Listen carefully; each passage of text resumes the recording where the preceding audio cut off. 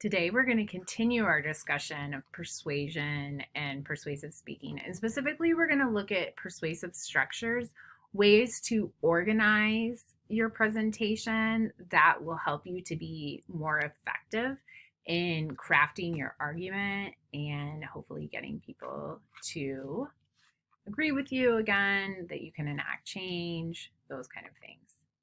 So, I don't know why. Here we go. So overview today. So first we're going to talk about types of persuasive questions. Again, you should read about this in your book. There's an activity this week about it. But the reason it's important to know what kind of persuasive question you are asking is because that can help inform what organizational pattern might work best for you. So there's three types of questions: a question of value, a question of fact, a question of policy. And if you look at these correlate very closely with the three targets of persuasion that I talked about in the last video. So a question of value is based on attitudes. So this is where I'm persuading you. Is something good or bad? Is it right or wrong?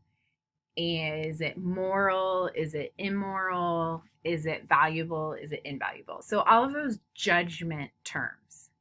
Whereas a question of fact, these have to do with the beliefs that people have. So does something work? Does it not work? And it's interesting because we tend to think fact that, well, why is there even a debate? It's a fact. But think about all the issues in the world where there's competing evidence. So things like, does climate change exist? Are vaccines helpful? Are vaccines harmful, etc.? And that's where you can start to see that there is debate and people are on both sides of many of those types of questions. And then question of policy, this term sometimes confuses people because it doesn't necessarily have to be an actual policy, like a policy at work or a governmental policy. What that's saying is a question of policy, this equates more to behavior, and a question of policy, it is about something people should do or should not do. So more action. So it could be arguing for an actual policy. For example, Purdue should require students to have this many credits in arts education, for example.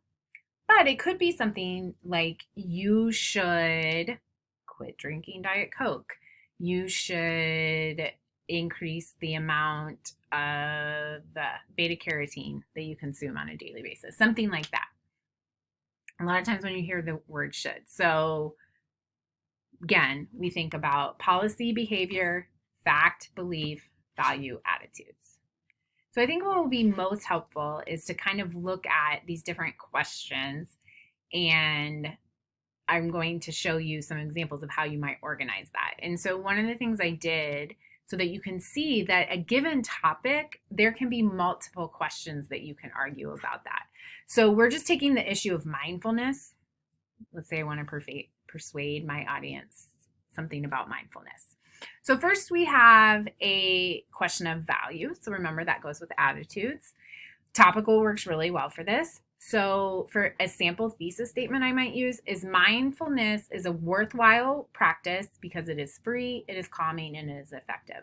So from that thesis statement, you can see my three main points: that it's free, so I will talk about that, it is calming, and it's effective. Okay. And so I'm using facts to back up this idea that this is a valuable practice.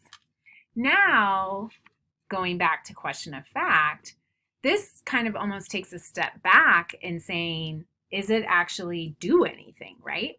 So for example, some people might believe that practicing mindfulness has specific health benefits. So you could use topical, too, but a really good one for this is a refutative pattern, and that's where you acknowledge the opponent's arguments and then use your evidence to refute that and explain why your position is better.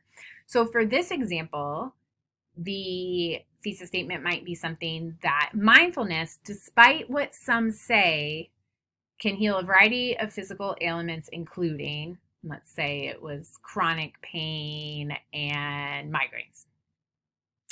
So the way I would set that up is might start my first point like, here's what some critics have said, but let me show you the evidence that this actually works, that I can actually heal myself with mindfulness.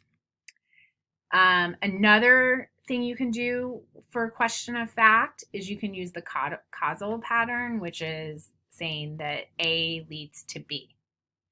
So in this one, I might say practicing mindfulness leads to boosted immunity.